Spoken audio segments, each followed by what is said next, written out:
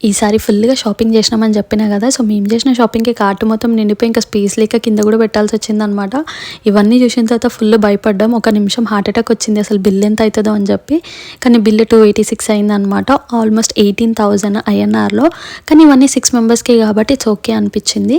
Grocery list కన్నా బిల్లే చాలా పెద్దగొచ్చిందనమాట. అన్నీ ఉండే. ఇంకా బయటికెళ్ళి ఇవన్నీ కార్ ట్రంక్‌లో పెట్టేస్తున్నాం. ఇక్కడ కార్ డిక్కీని ట్రంక్ అంటారనమాట. అండ్ వెదర్ కూడా చాలా బాగుండే బ్రైట్‌గా, సన్నీగా. కానీ అంతే చల్లగుంటది. అందుకని ఎప్పుడు జాకెట్స్‌లోనే ఉంటాం. రిటర్న్‌లో వస్తుంటే ఇట్లా కార్ యాక్సిడెంట్ అయిన ఉండే అనమాట.